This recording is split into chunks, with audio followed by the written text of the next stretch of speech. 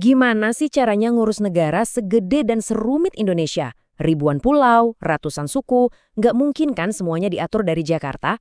Nah, disinilah konsep kunci itu muncul, otonomi daerah. Intinya, ini soal ngasih hak ke tiap daerah buat ngurus dapurnya sendiri.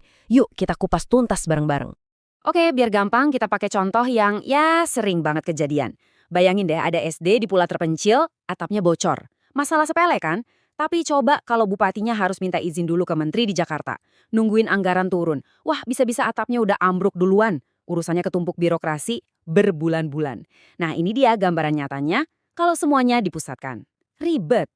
Dan ya inilah akar masalahnya. Indonesia itu kan luas banget, beragam banget. Nggak mungkin kita bisa pakai satu resep dari Jakarta buat ngurus semua masalah dari Sabang sampai Merauke. Kebutuhan di Papua jelas beda sama di Aceh. Kalau dipaksain sama, ya nggak bakal efektif. Malah bisa-bisa jadi nggak adil. Nah, realita inilah yang bikin kita harus mikir ulang soal pembagian kekuasaan. Dari sini kita masuk ke sebuah semacam tarik-menarik abadi dalam pemerintahan. Ada dua model besar yang mengatur hubungan antara pusat dan daerah. Yuk kita lihat bedanya apa? Oke, jadi ada dua kutub yang berlawanan. Di satu sisi, ada sentralisasi. Bayangin aja ini kayak sistem komando, semua keputusan numpuk di pusat. Akibatnya, jadi lambat, kaku, dan sering nggak nyambung sama masalah di lapangan. Nah, di sisi lain, ada desentralisasi. Ini kebalikannya. Kekuasaan itu disebar ke daerah-daerah. Tujuannya, biar mereka bisa lebih lincah, cepat tanggap, dan berinovasi sesuai kebutuhan lokal. Dan inilah jalan yang akhirnya kita pilih. Nah, buah dari desentralisasi inilah yang kita kenal sebagai otonomi daerah.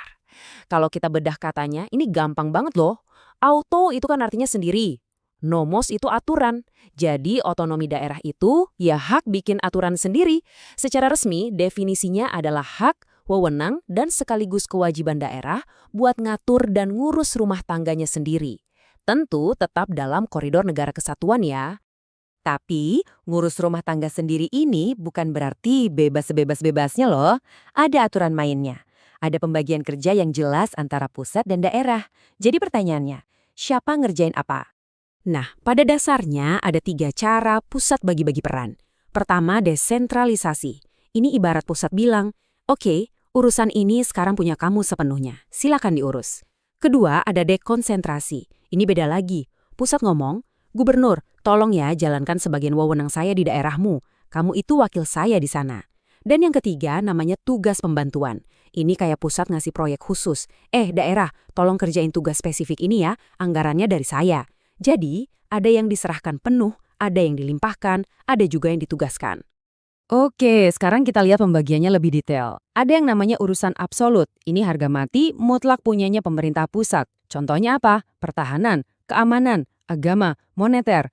Coba bayangin deh kalau tiap provinsi punya tentara atau mata uang sendiri. Kacau kan? Nah, terus ada urusan konkuren. Ini yang paling seru karena dibagi antara pusat dan daerah. Pendidikan, kesehatan, pariwisata, itu semua masuk sini. Inilah lapangan bermain utama otonomi daerah. Terakhir, urusan pemerintahan umum. Ini tugasnya pusat, tapi pelaksananya di daerah. Misalnya soal pembinaan wawasan kebangsaan. Secara teori kelihatannya rapih ya pembagiannya. Tapi gimana kalau aturan yang satu untuk semua ini ketemu sama kenyataan di lapangan yang unik banget? Nah, untuk itu kita lihat langsung studi kasus dari Provinsi Kepulauan Riau. Lihat angka ini baik-baik. 90, 6%. Bukan, ini bukan nilai ujian. Ini adalah persentase lautan di Provinsi Kepulauan Riau. Gila kan? Daratan itu cuma 4%. Ini bukan cuma statistik. Ini realita geografis yang ekstrim banget. Dan ini seharusnya mengubah total cara kita mikirin pembangunan di sana. Nah, masalahnya muncul di sini. Coba tebak, gimana cara pusat ngitung dana alokasi umum atau DAU buat daerah? Sebagian besar dihitung berdasarkan luas daratan dan jumlah penduduk. Kelihatan kan masalahnya? Untuk provinsi yang isinya 96% lautan, formula yang kayak gini jelas nggak adil, pincang banget. Dampaknya ya kerasa banget. Logikanya gini deh, biaya bangun pelabuhan atau nyediain kapal buat nyambungin pulau-pulau, itu kan jauh lebih mahal daripada bikin jalan aspal di darat. Tapi karena rumus tadi, anggaran yang diterima Kepri malah jadi jauh lebih kecil dibanding provinsi lain yang mayoritas daratan. Ini contoh paling jelas gimana kebijakan satu ukuran untuk semua bisa jadi bencana. Kasus Kepri ini nunjukin satu hal penting. Hubungan pusat dan daerah itu nggak statis. Ini adalah sebuah negosiasi yang nggak pernah selesai. Sebuah perjuangan terus-menerus dari daerah untuk dapat perlakuan yang lebih adil, yang lebih pas dengan kondisi mereka. Terus solusinya gimana? Ya mereka nggak diam aja dong. Daerah-daerah kepulauan ini terus berjuang mendorong RUU khusus, namanya RUU Daerah Kepulauan. Tuntutannya simpel tapi fundamental. Akui laut sebagai bagian dari wilayah pembangunan. Hitung laut itu dalam alokasi dana. Biar adil, biar sesuai sama kebutuhan nyata di lapangan. Oke, kita rangkum ya. Ada 3 poin kunci yang penting banget buat kita pegang. Pertama, otonomi daerah itu ada biar pelayanan ke masyarakat jadi lebih dekat dan lebih cepat. Kedua, pembagian kerjanya jelas. Ada urusan pusat, ada urusan daerah. Dan ketiga, ini yang paling penting dari kasus Kepri, kita belajar kalau adil itu bukan berarti harus sama rata. Kebijakan yang bagus itu harus bisa lihat keunikan tiap daerah. Sebagai penutup, saya mau lempar satu pertanyaan buat Anda pikirkan. Belakangan ini ada tren beberapa kewenangan, contohnya pertambangan, ditarik lagi ke pusat. Nah, menurut Anda, langkah kayak gini mencederai semangat otonomi daerah nggak sih? Terus gimana nasib daerah-daerah yang kaya sumber daya alam tapi jadi nggak punya wewenang?